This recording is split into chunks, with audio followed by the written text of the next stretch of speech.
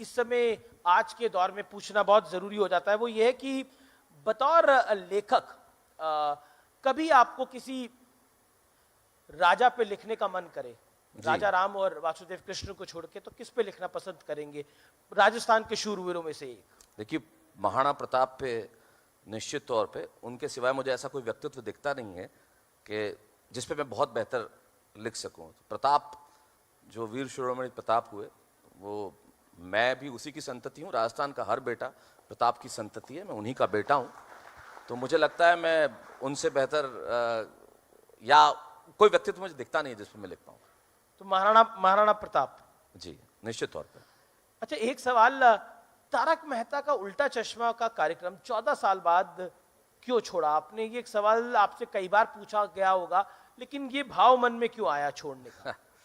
क्योंकि आप तो रिश्ते बना ले तो तोड़ते नहीं। मैं रिश्ते कभी नहीं तोड़ता।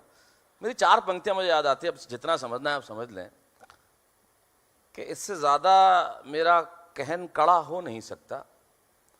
कोई व्यक्ति सिर्फ धन से बड़ा हो नहीं सकता, और जिस इंसान में बुनियादी तहजीब न हो, मेरा स्वाभिमान उसके साथ खड़ा हो नहीं सकता। बहुत बड़ी बात आप बोल रहे हैं। बड़े पर्दे पर आपको अब एक सवाल और, अफसोस होता है उस कार्यक्रम को छोड़ने का? देखिए क्या है, do you regret it? If you ask me, I do not. मुझे कार्यक्रम से जो है, निश्चित तौर पे 14 साल तक मैंने कैरेक्टर को पाला, पोसा, बढ़ाया, तो कार्यक्रम तो मेरे लिए, आप देखिए, आप you can not be thankless. जिंदगी में आप नाशुक्र नहीं हो सकते। तो वो जो कार्यक्रम है, वो कार्यक्रम तो निश्चित तौर पे, क्योंकि दैट कैरेक्टर आई कल्टिवेटेड, इसलिए। लेकिन मेरा आत्मसम्मान मेरी किसी भी चीज से बड़ा है। तो जब आत्मसम्मान आपका कॉम्प्रोमाइज हो रहा हो और उस वक्त आप कोई निर्णय ले लेते हैं, तो फिर पछताना किस बात का?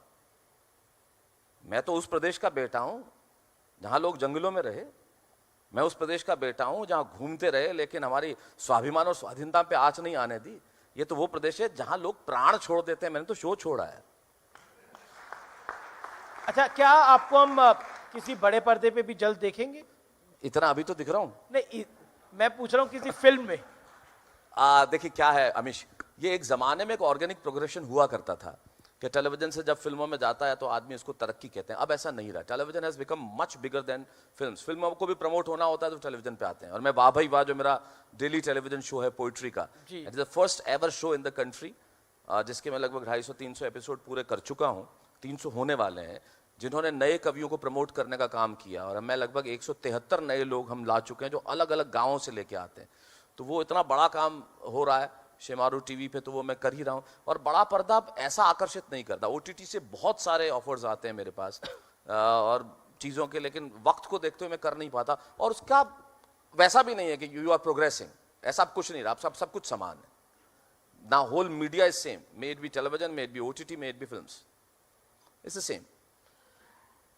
बिल्कुल आखिरी दौर में है, तो माँ पर जो आपने लिखा है वो जरूर ये लोग नहीं, वो कविता बहुत लंबी है अमीश, वो मैं फिर किसी तुम्हारे कार्यक्रम में जब दिल्ली आऊंगा जब जरूर सुना दूंगा। पर 2 लाइनें तो सुनानी पड़ेंगी उसके नहीं, वो 2 लाइनों में वो कविता, उसका कोई अर्थ नहीं रह जाता। मेरे पास लगातार रिक्वेस्ट आ रही है, क्या करूं मैं? अच्छा, मैं सिर्फ 2 पंक्तियां उस कविता की भूमिका की सुना देता हूं, जो उसकी भूमिका में मैंने 2 पंक्तियां लिखी थी जी। मैंने कहा था उस जमाने में, क्योंकि मैंने माँ पे तो कोई कविता लिखी नहीं है। दुनिया में किसी कलम की इतनी ताकत नहीं है कि वो माँ पे कविताएं लिख सके।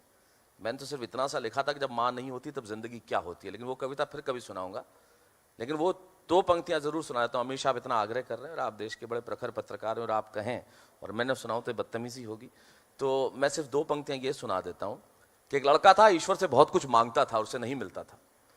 तो एक दिन गया मंदिर में और मूर्ति के सामने चिल्लाने लगा, रोने लगा और चीत्कार करके कहने लगा, तू क्यों नहीं सुनता मेरी? ईश्वर से कहने लगा, तू क्यों नहीं सुनता मेरी? क्या दमदार मेरी दुआ नहीं है क्या? ईश्वर प्रकट हुए और कहने लगे, तू मांगने यहां क्यों चला आया? तेरे घर में मां नहीं है क्या?